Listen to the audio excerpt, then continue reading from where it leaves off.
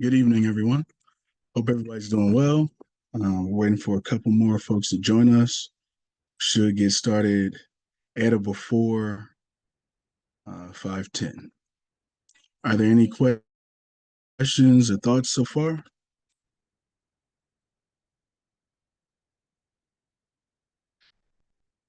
Okay. And then we'll start off with introductions, but I'll go over that now. So my name is Sinkyu Culver. I'm the president of the Ambeers PTO, and I just want to welcome everybody. We're going to do this again at 5:10, but I want to welcome everyone to tonight's meeting to discuss the incident that happened earlier this week involving a toy gun that was brought to Ambeers. I know a lot of people have questions and concerns, and we want to make sure we address all of those this afternoon. So give us a few minutes. Let's let folks continue to trickle in. I'm actually losing my voice a little bit. I know a lot of people are dealing with, winter related, health hiccups. So, I'll be talking a little bit less tonight, but if anyone has any questions, feel free to raise your hand and or unmute yourself briefly here before we get started at roughly 5:10. Okay.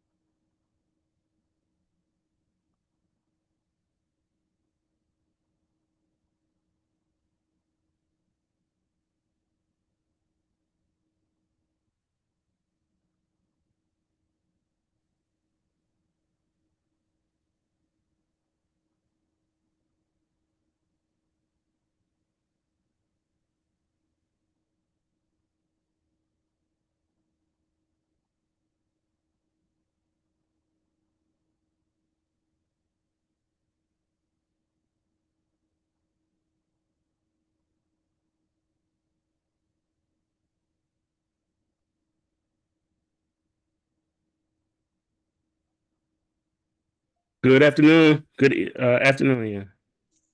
Good afternoon, Principal Branch. Hey, President And Williams. everyone has just joined us. We got about three more participants in.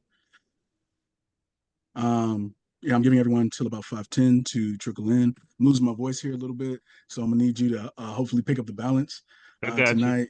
But I told everyone, that we're gonna wait until about 5:10 to get started. Give folks Okay. just a little bit more time to, in some cases get home from work, and in other cases just get settled in and get logged on. Not a problem at all. Quick question: can you see the agenda clearly? Everything Yeah. clear? And I took what we discussed and turned it into a PowerPoint, I'm sorry, I but can't hear you extremely well. Hold on, let me see if that's on my end. Yeah, I'm turned down a little bit here. Say that again. I took what we discussed and turned it into a PowerPoint, but this will work just fine. Okay. I'm gonna share it on my team so if we could take notes in there if necessary. Okay. But yeah, Okay. Do you need me to email that to you real quick? The no, agenda? Okay. no, no, Okay. I'm good. All right. Just trying to be helpful. I'm good. Because once we agreed on this, I just turned it into like PowerPoint slides. But yeah, we're fine. Okay. Okay. So let me do this.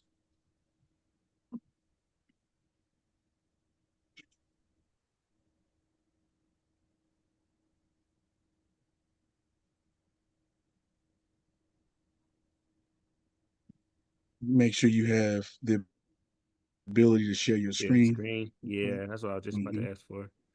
But it's literally the same exact agenda, just one slide per line item that we're discussing. Okay. Yeah, I wouldn't. No last minute changes. Let me see if I can share. Where are we?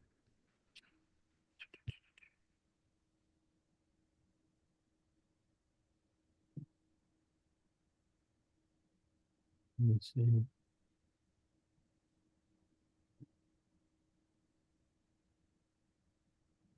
I think you did it. Oh no, I'm sending you a request.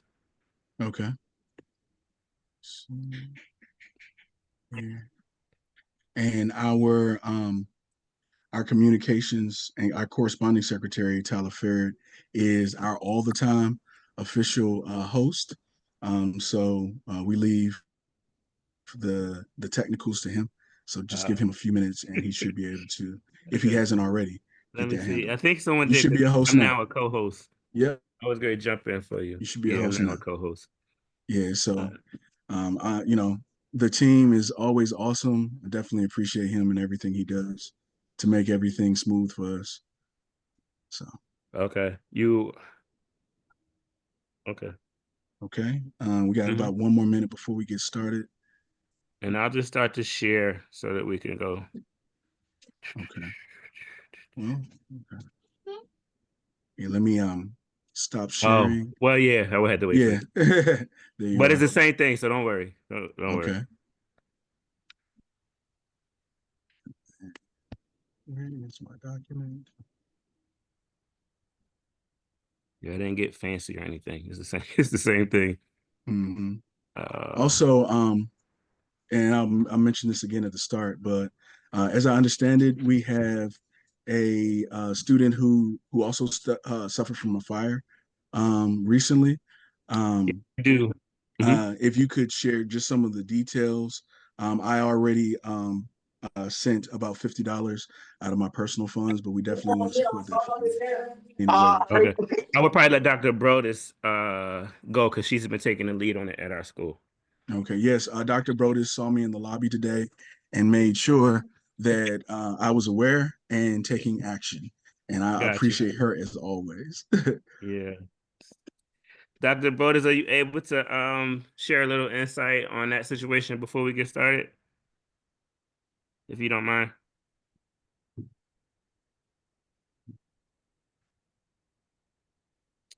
It's okay.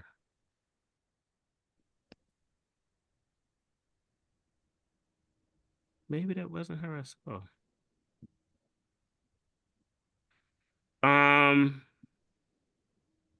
Ms. Burton, are you on? Because I know you're familiar with it as well.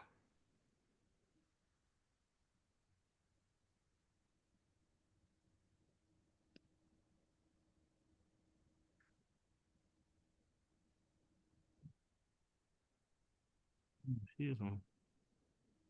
Can anyone hear me? Yeah, we can hear you. Okay. Yeah, we can hear you loud and clear. Yes. Oh, cool. Hey, Mr. Greer. How are you? Pretty good. How are you? Good. All right. Hey, Brian, how are you? Doing good? Good. Trying to get Dr. Brodus Hoagland to share a little insights with our student in the fire the other day.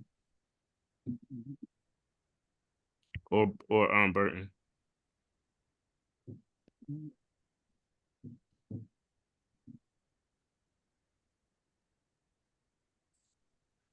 Okay. Okay, So so we're at 512 here, and yeah. we'll circle back to that. Dr. Brodus, are you there? Okay. I'm gonna do introduction. I'm gonna do welcome real quick in introductions, and then I'm going to ask Dr. Brodus if she could speak on that incident and our effort to support Will the do. family. Okay. So again, for everybody who's just joining us in the last few minutes, my name is Sinky Culver. I am the president of the Ambeers PTO. With us tonight is obviously our principal, Principal Kennard Branch. And we're holding this meeting this afternoon because I know a lot of people had ongoing questions and concerns regarding the school incident involving the toy gun that was brought to the school. And some people had like questions about the language that was utilized to describe the event. Some people had worries and concerns about whether or not this incident was in some way related to bullying. Folks had concerns about whether or not there were other students exposed, about whether or not the weapon could fire, and just about what the process is and has been for addressing the maintenance of the school policies and rules and discipline.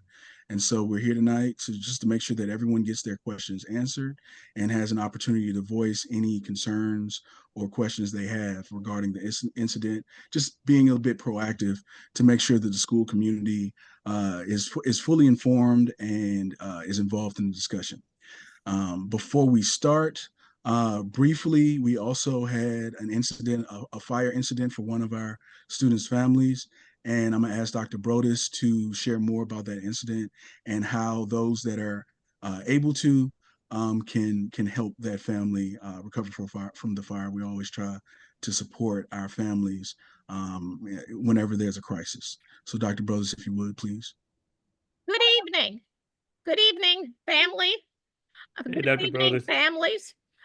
Just wanted to share briefly one of our students, Samaj Owens, in second grade. And you know, it always starts in kindergarten. When we have students that have started kindergarten and they continue, we think of those parents and those students as forever kindergarten. Anyways, unfortunately, Samaj's family had a electrical fire in their home Monday night. Their home is right down the street from the school on Alabama Avenue. But anyways, they had an electrical fire, and the home was destroyed. And in order for and it displaced the family. The family is staying at an extended stay hotel. Miss Easter is spearheading a collection and any items that you think the family may need. We're collecting clothes. Samaj has a 5-year-old brother, and then his mother. And you can get all of those details from Miss Easter. But if you wanted to make a donation, you could make that donation to Cash App. I guess we do everything Cash App these days. But it's Cash App, $, Deborah, DEBRA, Easter, EASTER. And again, no amount is too small. This is a family that's been displaced from their home. The mother shared with Miss Easter that they're devastated. They're devastated and they need almost anything and everything. So again, Miss Easter, our second grade teacher, homeroom teacher to Samaj, is spearheading a collection and any donated items.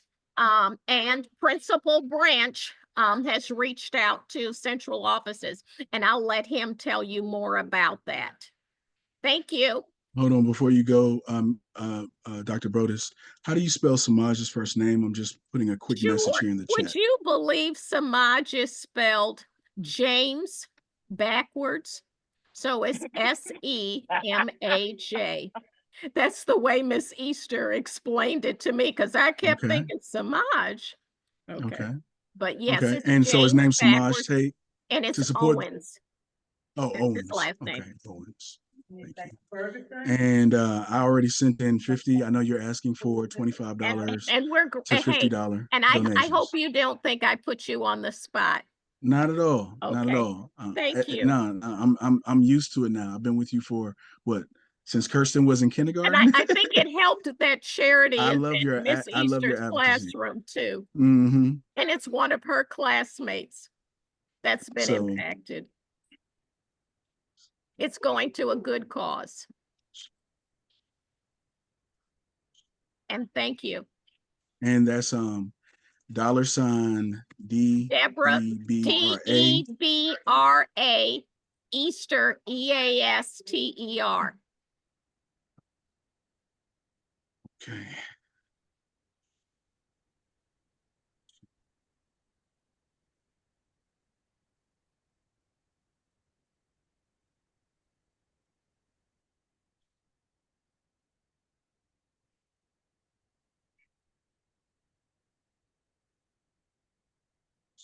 It's placed. Okay, everybody. So at this time, I'll ask Principal Branch to go ahead and move on to the next agenda item, just kind of like going over the purpose, the explanation of the meeting purpose and meeting norms.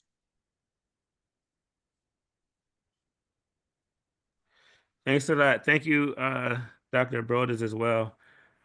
So I'm gonna briefly share the whole agenda that we'll walk through.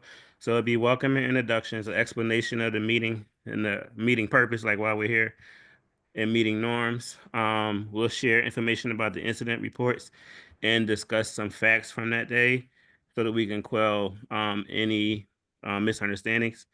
Then we'll open the floor up for parent concerns and questions, briefly discuss our school policy on bringing toys to school, have a discussion with you all about the impact of bringing toy guns to school, hear from everybody about brainstorming solutions and preventative measures, do some collaborative action planning to ensure that events like this don't happen again, and then review our follow-up steps and closing remarks. Our president is a little under the weather with his voice, so I'll probably be doing most of the speaking. AP Hoagland will also share some insights at certain points in the discussion, and several other members of our staff. So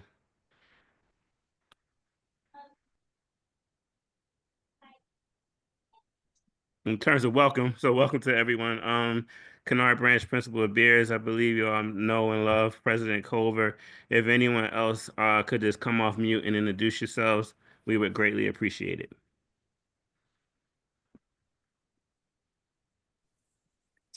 Hello, everyone. My name is Joyce Hoagland, the assistant principal here at Ambears Elementary School.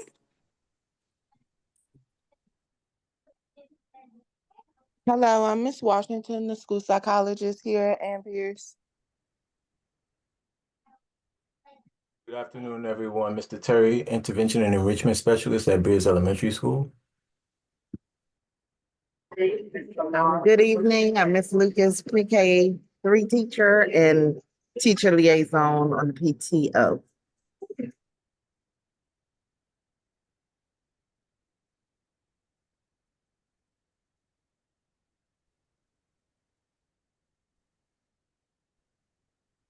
All right, Anyone? and if any of our parents want to introduce themselves, Yeah, you're more than this is for welcome to everybody. chime in as well.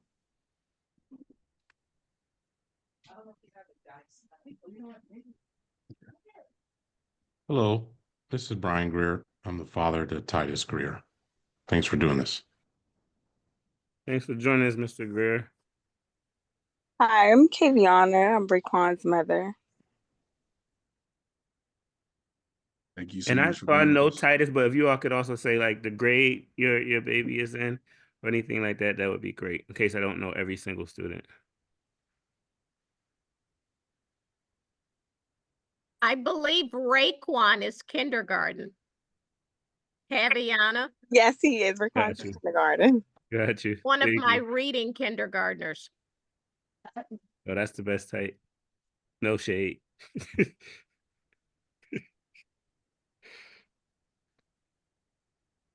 Okay. And if anyone doesn't want to say anything, you can always drop something in the chat. All right. So in terms of our, oh, someone else going? And I believe Candace was trying to Candace chime Catalan, in. Kayla Anderson's mom, Mhm. Thank you. third And thank you grader, for joining us. Ms. Myra's class. Thank you for joining us. Thanks for having us. I'm David Hamlet, Zoe Hamlet's dad. She's in pre-K4. Okay. Yeah.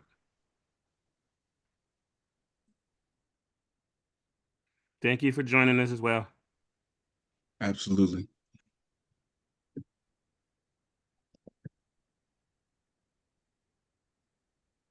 Okay. I'm not sure, President Covert. I think we may have everybody who wants to speak. Sounds like it to me. All right. Oh man, I'm gonna move this one. Mute for a bit.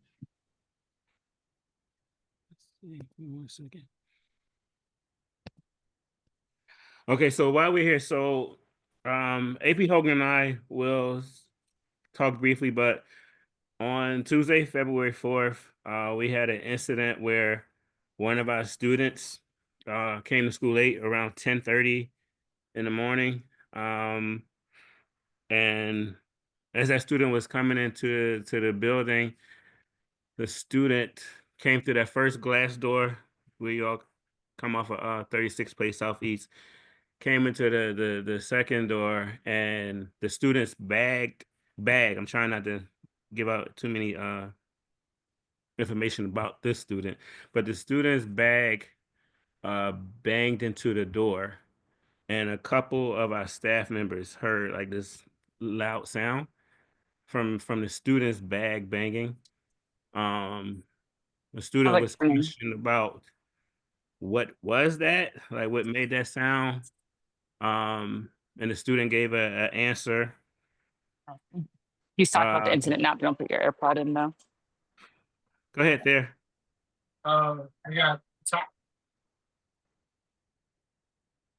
the student gave an incident. It was a response, saying that it was something that people used to make themselves smell good, like a fragrance or a cologne or perfume. And then from there, I let AP Hogan jump in to share how she kind of like jumped in right at that point.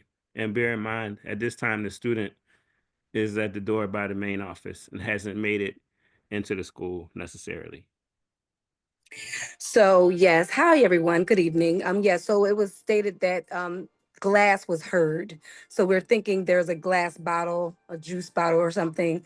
The student stated that there was a a fragrance in the bag of some sort. And so I asked the student to remove the fragrance so that I could see it. The student went through their bag and looking for the fragrance, and we did not see it the first time, but the student had zippers on their bag. So once the zippers were unzipped, there goes the fragrance. There was a large bottle of, like an adult size bottle of fragrance and made of glass. So that explained what hit the door. But next to it was a toy gun. And so I took the bag, took it to the main office, grabbed security, and began the the toy gun protocol, which they also call replica gun. Same thing. They call it the same thing. It was strictly a toy gun, though. It was not a gun that could be, you couldn't shoot anything with it. It was just a basic toy gun that Dad had ordered off of Amazon, so that the kids can play in the house with it. So the child was bringing this toy gun to school to play cops and robbers at recess. So from there, our school security, we ended up creating like 2 reports. So our school security had to notify DCPS school security, right? And DCPS school security had to notify MPD. When our school security guard gave the report, she clearly stated it's a toy gun, right? So then MPD and DCPS school security reached out to our communications office downtown. They got involved and said, okay, it's a toy gun. We're going to send out communication only to the students in that grade. The student was in 5th grade. So like around 11:30, the communications team was starting to work with us on a letter. The very first letter had toy gun, right? TOY gun. And then that was 11:30. They was like, we're gonna get this letter ready, send it back to you. We collaborate, make sure the language is appropriate and fits what occurred. And we're going to get it out to you. So typically when downtown gets involved and they say you're going to get this letter, the letter might be ready by like 6 o'clock. You might get it around 6 o'clock. This is like 11:30 in the morning. So we were in communication with each other throughout the day. The second report we did was from AP Hoagland, because we also did, we use something called an incident reporting tool. So typically when there's an issue, security does a report, we do a report. We use an incident reporting tool. When we did the second report, we included a picture of the toy gun, which was in black and white, right? Like a copy of it. When we did the picture of the toy gun, communications saw it for the first time. Then they informed me that another school in the district had the same issue that day where a student brought in a toy gun. So then the communications team said, we are now going to go with the language replica versus toy. And then they said, we're going to share it with the whole school community. So they wanted to make sure both school communities knew that this toy gun was brought to school.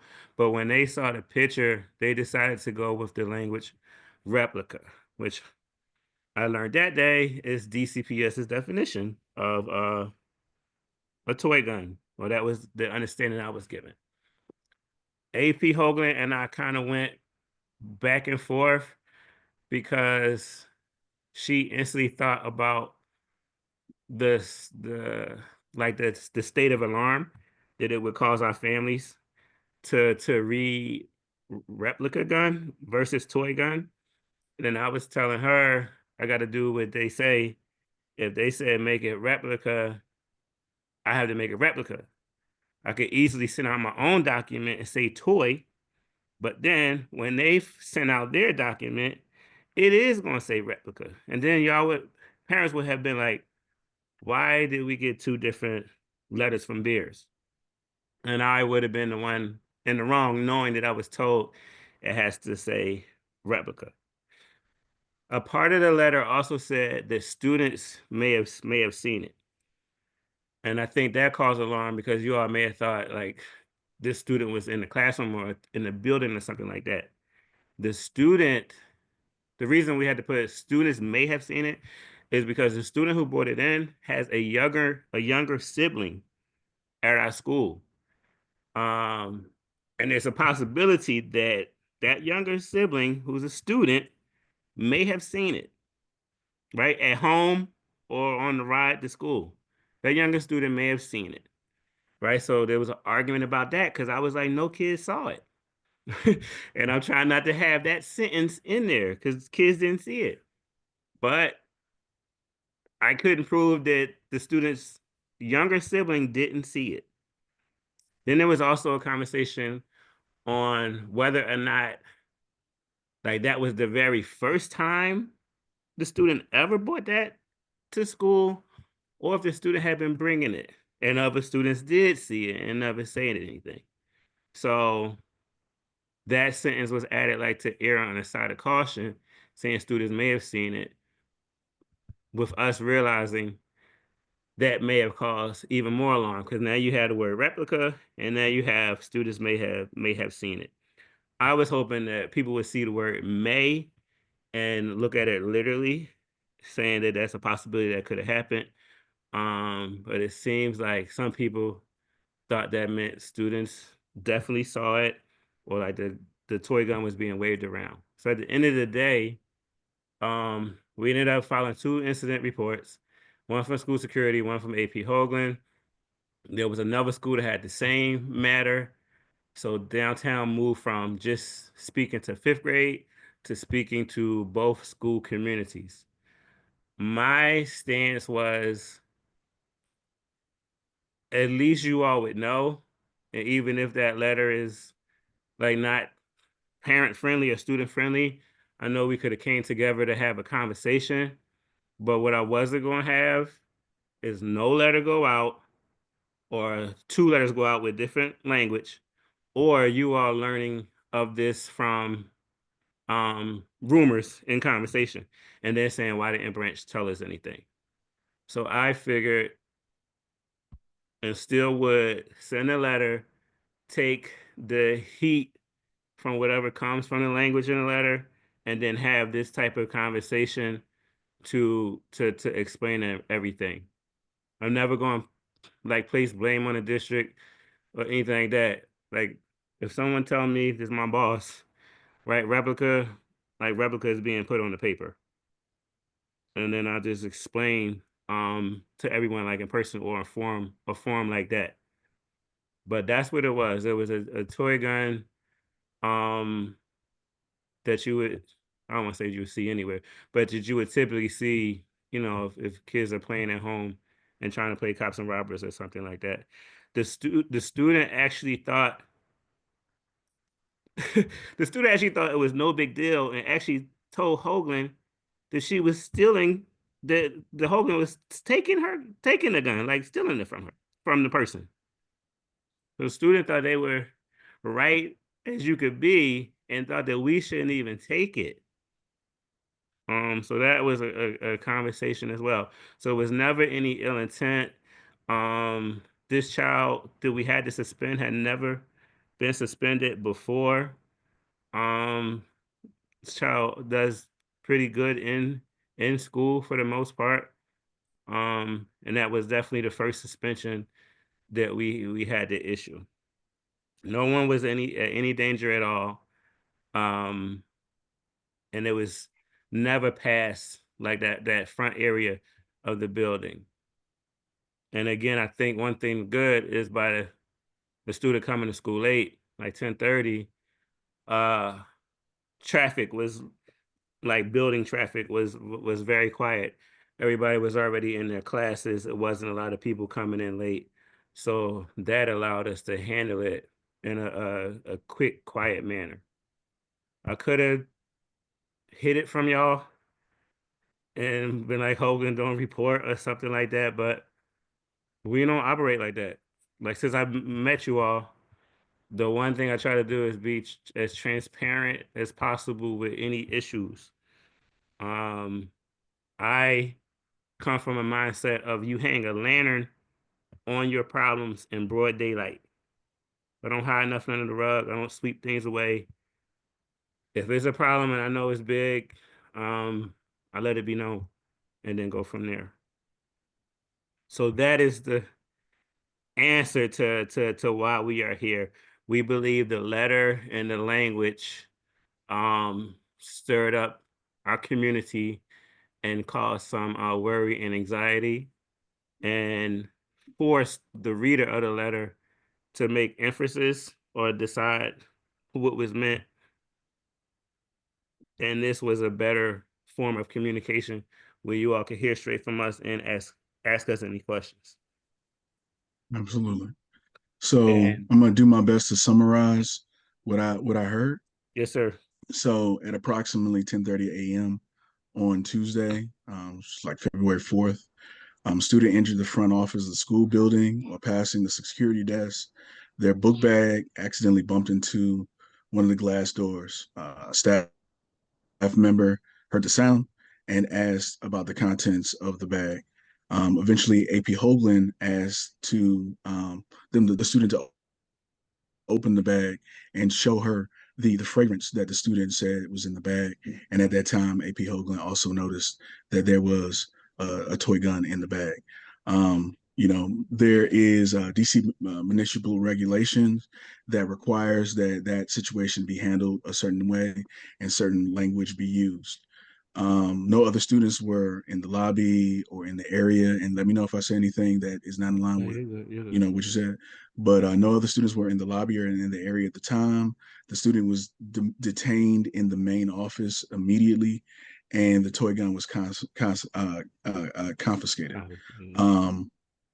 You contacted DCPS security, who were required, according to regulations, to contact the police department, filed an incident report, and the language issued is in line with the DCPS municipal regulations. Right. The only thing I didn't mention, And several other agencies were contacted we as had well. to contact CFSA too. What is it, Child Family Services Agency, and also, even though that student was in the wrong, I also had to protect that student too. So I had to have a conversation with Hogan, because if you take something from a student, depending on how it goes, you've also could violate the Fourth Amendment rights for an illegal search and procedure, right? So in school, we had to make sure that we have probable cause to go into your belongings, right? So when Hogan was first telling me, and the word she was using, I said, okay. And then I started making sure that we had that probable cause, and I deemed it probable from the loud bang of that bottle coming through. And I felt that was enough for us to look into the bag. But I say that to say that, like, depending on how you take something from a child, you can also be violating their Fourth Amendment rights. So you had to protect the children that may have done something, everybody else in the building. And at that point, I had to make sure that, AP Hogan was okay, because of how her quick action could have, not been in agreement with the U.S. Constitution. So, and that's just in that matter of moments, like, those is all the thoughts you had to quickly take care of. And then there's still the follow-up of what we have to do with a father who purchased that for the child, and how it came to school, and had those conversations. Because I know that the children involved play the cops and robbers game at home. So that is where our CFSA outside social workers will come into play now, and when the student returns to school. Oh yeah, we didn't share that. We also issued an out of school consequence. I can't get into the details, but there was a conversation between myself, AP Hogan, our behavior tech, and our instructional superintendent, because again, we had to look at the DCMR, the municipal regulations. They classify behaviors that students could do in 5 tiers, like inappropriate behaviors, in 5 different tiers. And I immediately knew if that was middle or high school, that was something that will require at least a 6 to 10 day suspension, or even more. I know that because of the I know that because that student is in elementary school, we are asked, and I think there's a law as well I can share with you all, where we don't issue that suspensions that long. So I had a conversation with my superintendent to try to go as long as I could at the elementary level. And I was told to come a little lower, and that's the suspension that we gave out. I tried to go as far as I possibly could at elementary. Was told no by my boss, and then we landed on a number that my boss felt was fair, Mhm. and I agreed to it. There has to be adequate consequences. One of the questions that I got from parents was if there will be follow up with both the parent with the parents of the child as well as the student to make sure that not only are they learning the lesson, receiving the consequence, but also that they're getting support with any emotions or trauma they may be experiencing. Absolutely. So, well, Mr. Culver, we're always trying to teach behavior anyway, and not punish.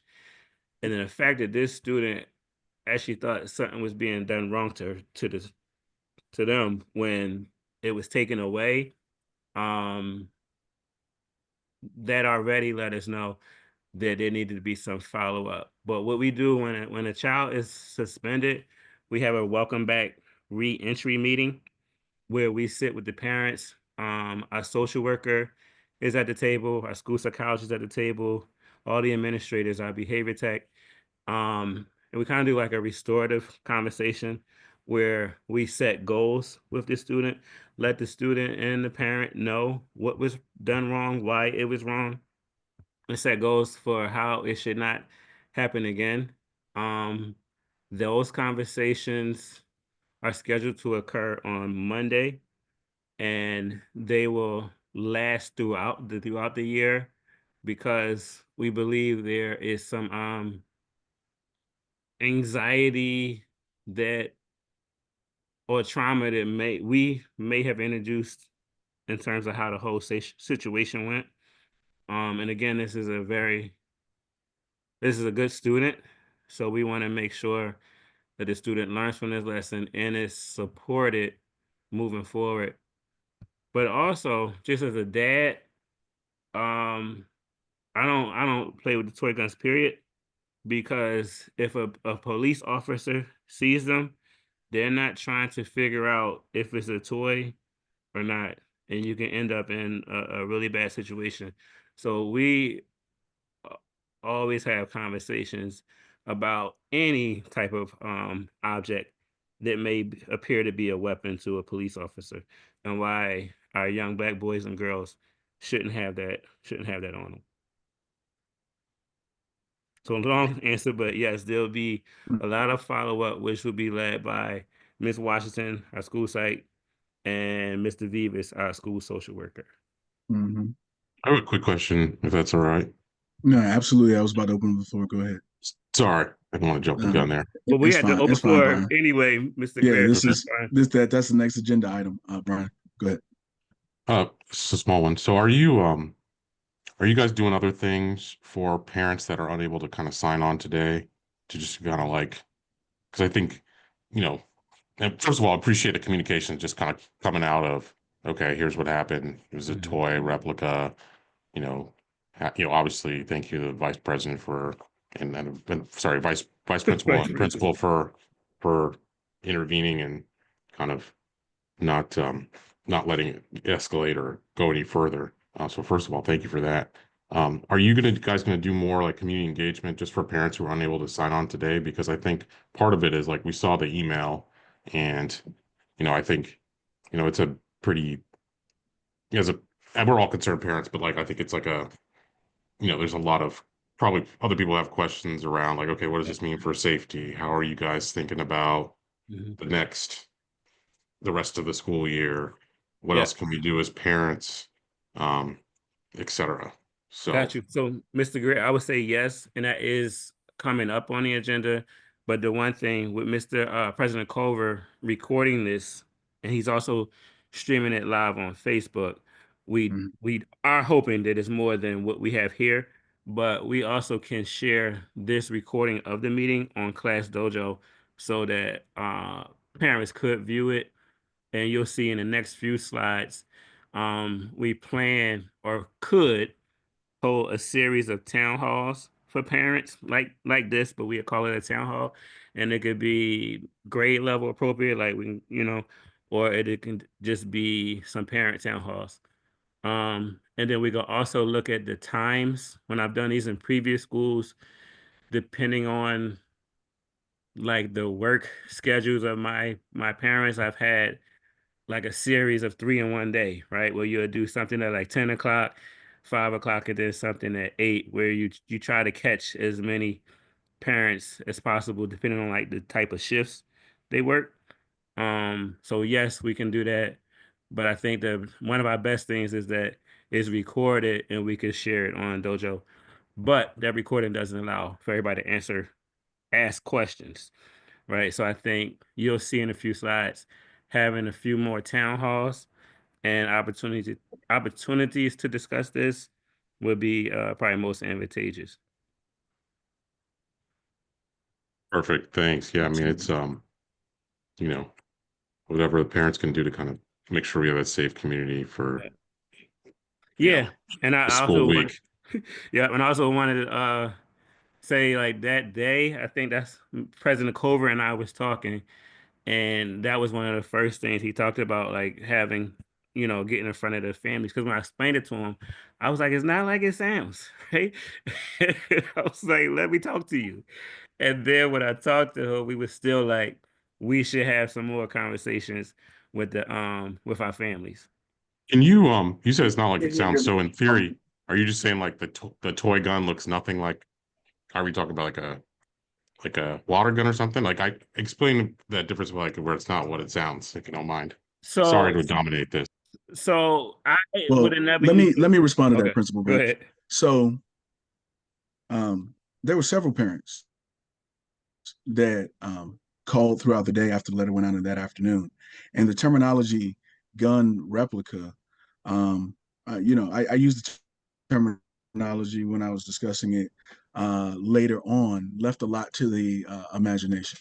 That's the terminology that was necessary, but it also didn't immediately give clarity on what that was. So that's the first piece, and then kind of like piggybacking on what you all are discussing, rumors and conjecture spreads a lot faster than truth, and so that's one reason why we wanted to have this meeting tonight ultimately, and also give the opportunity to make sure that the words and the particulars of the incident were shared and clarified, and people could ask questions and voice any concerns. What are your thoughts, Principal? I'm in agreement. I was gonna let AP Hogan jump in because the main thing we wanted to say is it was a toy. Nothing could be fired. The word replica was never going to come out from us. It was like it's a toy gun. But I have a bunch of other bosses downtown, and they said replica is going in that paper, and that's Yeah. what ended To up. bring some levity to this very serious situation, one of our parents was like, "So was it did it have a bayonet on it? Was it a Civil War artifact? Because what does replica What mean is exactly? replica? Yeah, no, it wasn't Did it a fire rubber bullets or pellet bullets, or what did it shoot?" like And those it's little. like, It okay, could shoot those little foam bullets. Those little foam like little ones. Nerf Like dart a Nerf foam thing, or yes, whatever. but the color, it was like an army fatigue green, Uh-huh. and black. So it was like army fatigue green and black. However, it was extremely plastic, very toy like, very light. Very light. Yeah, so it was like that, and it was like a Nerf. It had the Nerf little thingies. And I was telling President Culver that night, our fifth graders were just studying a unit on, I think, the Civil War, and some of them were having trouble grasping the content. And I was telling the teacher, I was like, we could do a Civil War reenactment. But then I thought about like how things are going in the city and everything, and I was like, nah, we may not be ready for that, and put it to the back, because I know we would be getting props and costumes and everything, Mhm. and it's something I don't think a community is ready for right now. I'm going to put Thank in you. my constant request to continue the wax museum. Blacks and Wax. Yeah, Blacks and Wax. Yeah. Because I think our community loved that, and the kids had a great time too. I think that like Civil War and our history and role in Civil War is important as well. Yeah. And maybe we could use some pool foam, pool noodles or something like that if we have to be replicate the weaponry used during the event. All right. Yeah, but it's Any something other I shied parents away. at this time? Say it again. Absolutely. Any Any other other parent? parents Yeah. at this time have any? This is the time because this is the first of a couple of open floors, but we really want the parents to go ahead and chime in, make sure that your questions, your thoughts are represented, and also our staff members. Right. Mr. Greer raised his hand again. No, I was just saying Okay. thank you for doing this. I Oh. unfortunately have to jump. So thank you. Okay. Yeah.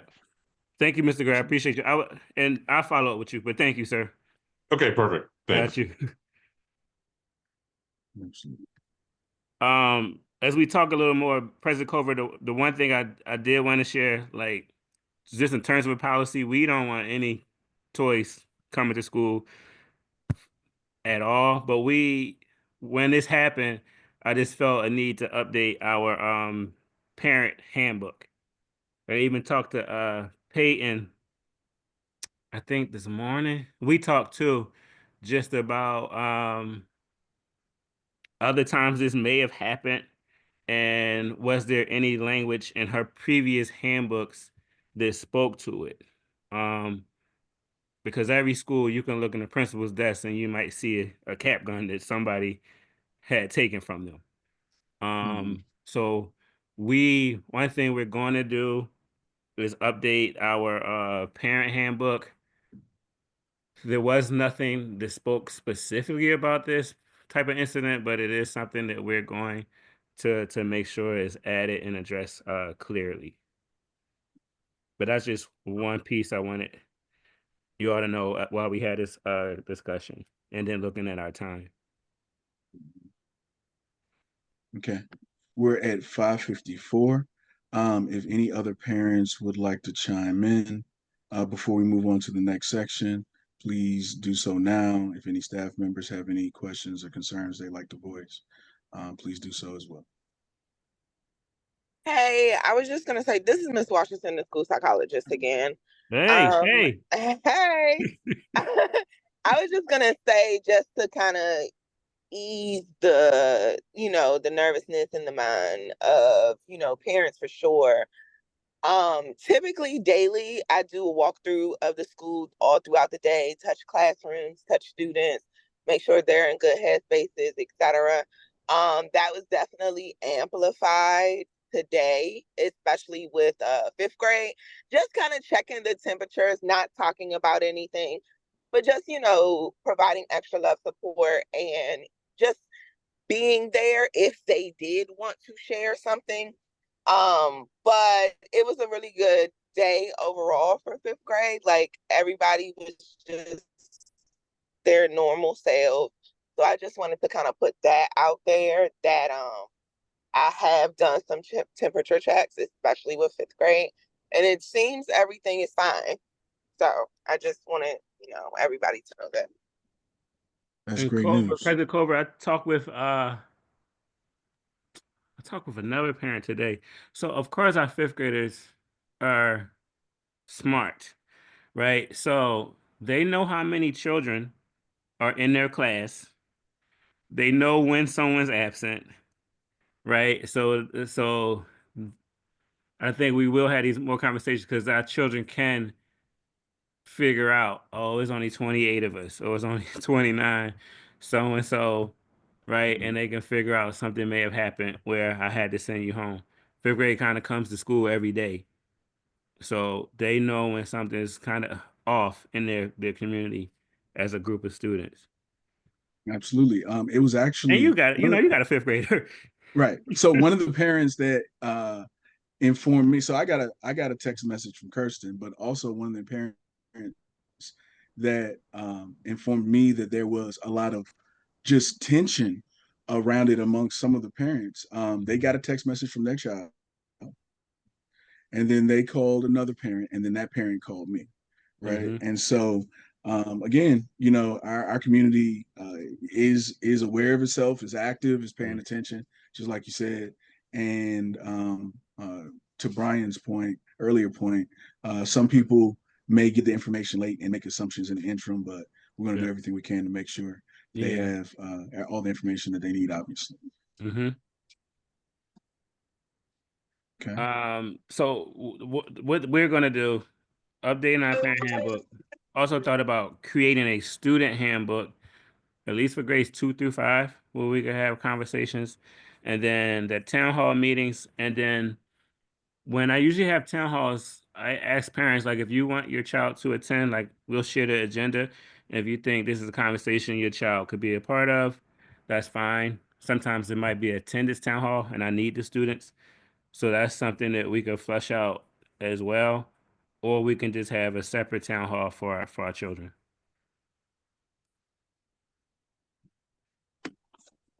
Sounds good. Good. You know, I also want to suggest just like an in-school conversation with the students about why these things can't come to school. A lot of them are aware of the safety environment, and that's another concern that was raised. The safety environment in the country with so many incidents going on in schools, Mhm. and why we have to make sure that that we take any and all related incidents seriously. Seriously.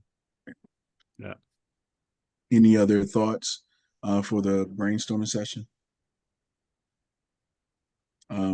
Michelle, you have your hand up. Miss Hardy. Oh, that's Miss Hart. That's who I was. I didn't want to say that. That's what I was talking to. There you go. Yeah. So like Principal Brand said, I did actually speak with him with regards to my concerns surrounding these events earlier in the day, but I'm on the meeting now and I've heard a little more about how things unfolded. And I do just want to commend you all, Sis AP Hoagland, Principal Branch. I do want to commend you all for having the foresight and taking the initiative. I know Principal Branch, you spoke about the Fourth Amendment and their rights and things like that. But I think as a community, we do a pretty good job with our kids in terms of them coming into their own, their autonomy.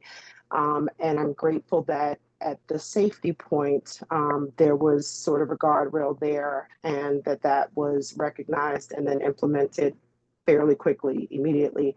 The letter that was sent out was very disconcerting. It didn't give a lot of sort of follow-up detail, but I can understand that at the time you were working with the information you had. So I appreciated speaking to you earlier, Principal Branch. I appreciate what it sounds like, the follow-up and attention that you all are going to give this as it pertains to the next few days or alerting other parents. It is a very difficult conversation to have with our kids because, like you said, it's a small fifth grade cohort. Most of them have been there since they were in pre-K or first grade.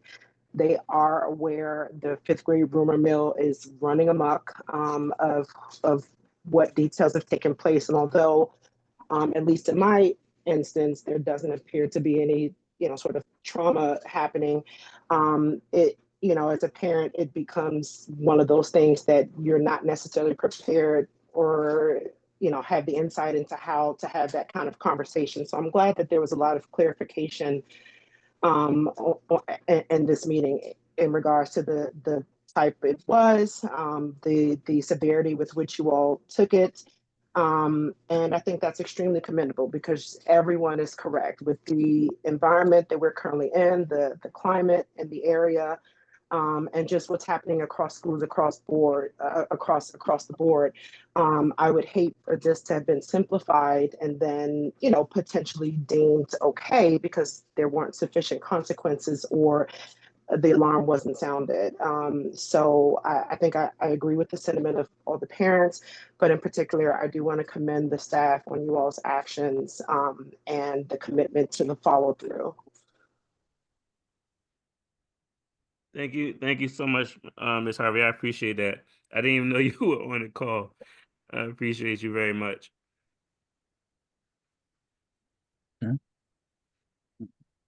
I want to second that. Appreciate you. Appreciate your thoughts.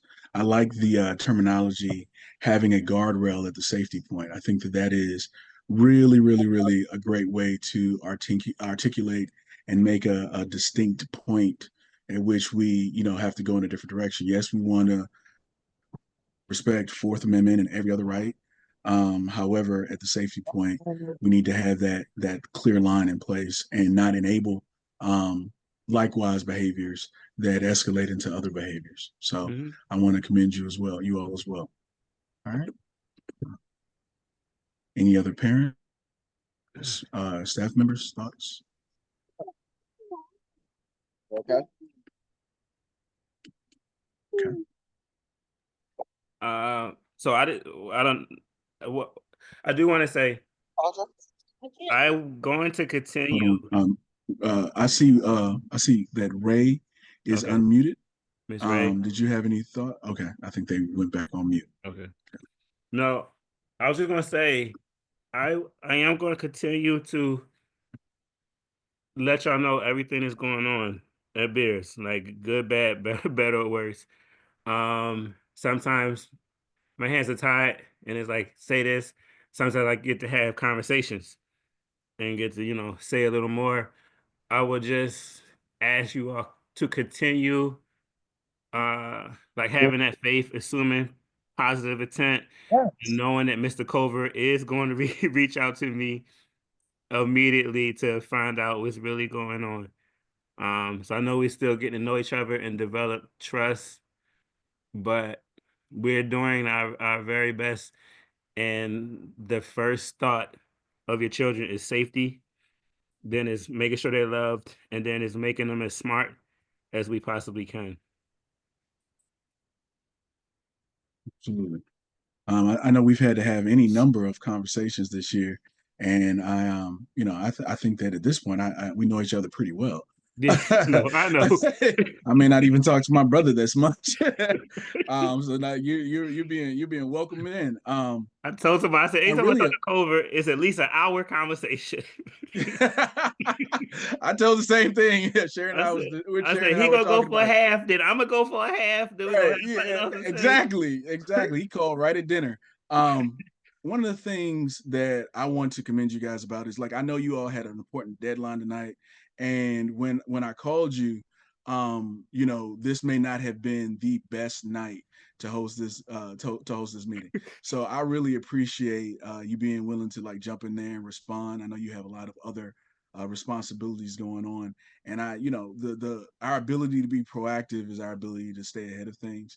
And so I just want to thank you for that, because you're always responsive and always as proactive as you can be, and very principled in your approach. And regardless of anything else, I can absolutely respect that.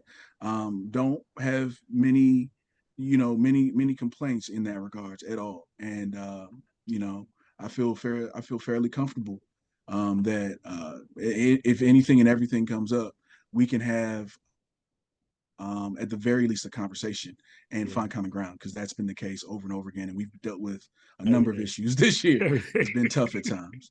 So every day. But I'm enjoying the process, actually, because working with people who are talented and capable makes things a lot easier, honestly. Not to sound arrogant, but yeah. Okay.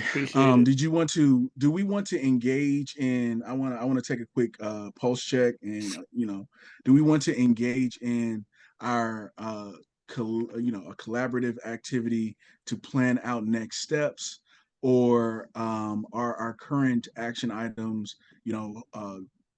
doing town halls, making sure that we're making students and or families aware of the quote unquote guardrail at the safety point, updating the parent handbook and the creation of the student handbook? Are those action items sufficient for the group, or do we want to engage in further collaborative action steps planning? before our next item after that will be closing remarks and meeting adjournment. So what say you? What are your thoughts, attendees? Are we good? You got Everybody one wanna chime hand, in? Ms. Okay. Harvey. So I think all of those action items are great. I love the idea of creating the student handbook because it lays out in plain terms what the expectations are for them. I think especially at the 5th grade level, that's something they should and can be held accountable for. And I think maybe an additional action item could be if you have the staff and if it's something that is actually workable, is to have like sort of in services in and around these type of events, right? So I know that when they're younger, you have the in service regarding good touch, bad touch, and those type of things. So I think pushing into those classrooms and really having the open dialogue with those children about what these things mean, what they could mean for your future. Principal Branch, I share the same sentiment with you as a parent. My children have never had not even water guns, just because you don't even want them desensitized to what the real item could be. So it's not even a thing in my home. So and that's a good thing and a bad thing. It's a good thing in that they don't have them, they don't pretend play with them, but then it also leaves just that small little room for I don't want to say ignorance, but for a knowledge deficit. So and then they play these games where I think everybody's heard of Fortnite and Roblox and everything. So they play the right, exactly. And that you can have the conversation in the home, but then when they're around their friends and they're at school, it probably takes on an entirely different meaning, especially with their coming of age and like this 10-year-old mentality where they're doing everything their friends are doing. So just sort of having that discussion with them in the class, so that everyone kind of has the same idea, because some students may not be getting that collaboration at home, right? I try to support what you all are doing at school and vice versa. But some students they just may not have that. Hence probably why we're in the situation that we find ourselves in. So offering that in a way that they can, they can openly discuss it, what it means to them. Someone may or may not be in a situation where they feel comfortable divulging that, yeah, I've seen that, around my home. I didn't necessarily know that, it's only used for this, or you should use it for that, or that I couldn't bring it to school. The student handbook is great. It's in plain English. They can read it, they can understand it. But I think having that in person, pushing into the classroom and discussing some of these things would also help, because they're just going to matriculate, they're going to go to middle school, and they're going to find themselves immersed with people who may or may not already have an enormous amount of knowledge or advantage in and around these situations. I think the Beers community, at least the parents that I've moved along with, we do just patting ourselves on the back here, we do a really good job of keeping them safe within our community. But I do think there are some areas where there are some potential knowledge deficits, and that's just because we're doing our best and we're not necessarily introducing these conversations because we're not having these issues at home, or we don't expect that when they're going to school they're having these discussions and issues. But I think it's worth introducing it to them in the classroom in the form of dialogue, and just kind of having an idea of what they really think. When there are current events that are major and they involve school shootings, or they involve these lockdown drills, these are things that I discuss with my oldest, and then sometimes, if it's appropriate, with my younger two. But I still think the point drives home differently when they're amongst their peers and they have an idea of what their community thinks in terms of their friends, and in terms of their class. And, some of those ideas could really help if they're integrated in and around, their peers and with themselves. We can definitely do that, and we can discuss how far we would want to take it, because I've been in middle and high schools where I had to work with Mayor Bowser to have like stop the violence gun campaigns up and down Alabama Avenue. We could discuss like bringing police in, because we have a partnership with MPD. Like your son is in our the junior cadets program, so we can talk about, you know, if we want to extend an invitation to those officers to come have a conversation. I found that is a great way to show that police are our friends, and to not see them as enemies and things like that is a good way in elementary school to get them to, you know, see the police as trusting people. But we can go scale up and as far as you want, as you all would want, or cut down as much. But the conversations need to be had. You play a game and you shoot somebody 36 times and they pop up and come back to life. There's none of that in real life. None of those things happen. And all of y'all, or most of y'all children, are getting ready to go into middle and high school. So we definitely want them prepared for what they're going to be facing soon. And I think that the other point is just that they, again, that fifth grade rumor mill, it's constant. So to alleviate, you know, misinformation, it's, you know, this is the event that took place, or if this event were to take place, this is what the repercussions would be. It's kind of laying it out for them in real time, because, you know, it's just happening younger and younger at this point. And I know you would never think, because I was quite shocked, of course, when I saw the email, that you'd have to have this conversation, you know, with 8, 9, 10-year-olds. But I do think it's important that in some measure that they're being introduced to the conversation, to the safety, to what the repercussions are, because again, some of us are doing it at home. Some parents may not, some parents just may not know how to. So it helps. It's a collaborative effort. It takes a village. Putting it in the student handbook, again, is one thing, but having the actual, you know, dialogue with them, I think would give you the most bang for your buck. So thank you. We're gonna definitely add that to our next steps as well. I'm gonna chime in with a little bit of a sometimes unpopular opinion, especially in our community, because you also have families that never speak on it, and I think it's really important right now, especially in the environment that we're in. One really convoluted way of saying this is, as entropy increases, there is a bifurcation point after which you get more entropy or new order. Now, what does that mean? Why are you bringing up something that sounds like chemistry? We're in an environment right now where tensions are rising. A lot of people are going to be transitioning in the workforce and different things like that. And we may see an uptick in these types of issues. All right. You also have a lot of families that are families of current or former service members, right? Where their children, you know, they've already had training, right? And they may be in a different place. You have families that, you know, while it's not spoken on, believe in having protection for various reasons, you know, positive and not as much.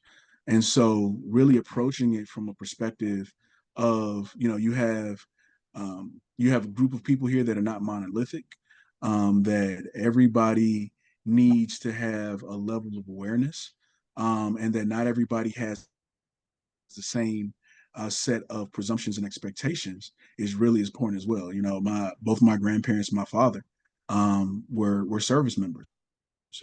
I remember at a young age, I learned how to utilize, you know, weapons, right? I was also a martial artist for a long time. I have various martial arts implements around my house. And you know, my children have been taught, you know, to use some of them and to not, you know, ever use other ones until they have the proper training. And so if we're going to engage in this, which I think that is really important to do so, we need to make sure that we do it from a perspective that doesn't make assumptions about folks' backgrounds and that everybody has the same set of beliefs around the ownership or utilization of weapons. Because like I literally grew like my great grandfather taught me how to shoot probably, and he was literally a pastor of a church here in DC. Taught me how to shoot when I was very, very young. So it's there are a lot of different backgrounds and a lot of different perspectives, and we want to make sure that whatever we do in this in-service addresses all of them, so that everybody can be open to the information being shared about how we look at these issues in the context of the school and the education environment.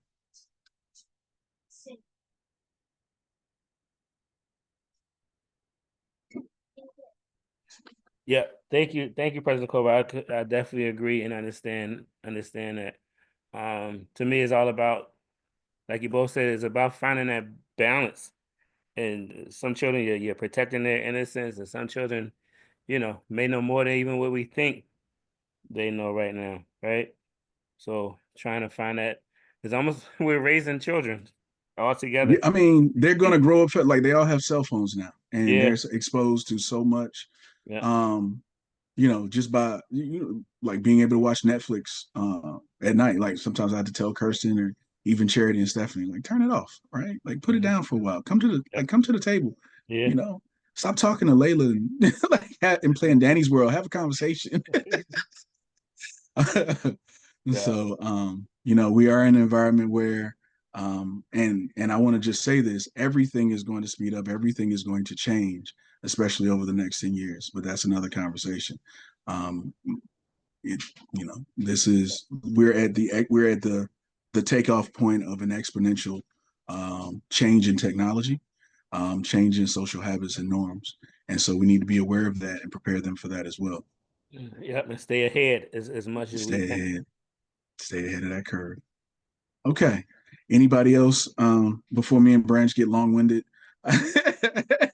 Yeah, anybody else want to chime in? We're gonna try to close before we out. make our closing remarks.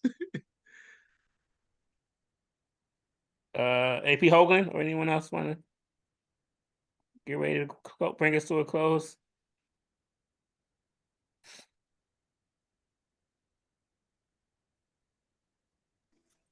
Yeah, no, I don't have anything else to say. I would like to just thank everybody for coming on tonight, and thank you, President Culver, for really bringing this to Principal Branch so that we as an administration of the school can, settle down any anxieties or worries surrounding this issue. So thank you so much for that, and all of the supportive parents watching here on Zoom and on Facebook Live, and whoever's going to watch this video moving forward. I do thank you all for being a part of our community here at Ambeers. And I just want to say, just continue to hold us accountable. We are signed up to service you all and your children. Right. So please continue to hold us accountable and make sure that we do the jobs that we signed up and said we would do. Absolutely. Thank you. Thank you all again. Thank the administration. Excellent, just excellent responsiveness, both to the incident itself, catching it as the door, and really appreciate you all taking the time tonight. I know you had another deadline, and I know you might be up a few more hours, but I really, really appreciate this. And I know that our parents will as well. If there are any additional questions or concerns, where would you like them to send their inquiries? Would you like them to send it to the PTO or to I the would like them to administration? still go through you. Still to you, Okay. and then you get them to me. Okay. Especially All for right. this And then situation. I'm just going to ask parents. Okay. All right. Cool. Especially for this situation, still to you, and then we get them because we won't miss it that way. Okay. Absolutely. Okay. Okay. All right. And then anybody, if you're wondering where to send those that information, we have a PTO email address. I charge it to my head, not my heart. I sometimes don't check my personal email address in a timely manner. And I get a lot of email, but I am actually working on that. I'm scrubbing my email now to get rid of all of the just the extra stuff that has accumulated over the last 2 decades. And then so you can email us at anbeerspto, one word, at gmail.com. You can email me if you need to at culver.ce. This is my personal at gmail.com. Culver, CULV is in Victor, ER, dot C and cat echo CE at gmail.com. And then my personal phone number is 202-907-8662 if you needed to reach out or text. So I want to just thank everyone for being here tonight and wish everyone a lovely evening and great rest of the school week. Thank you so much. Thank you, President Culver. Thank you, parents and staff. All right. Good night, everyone. Night.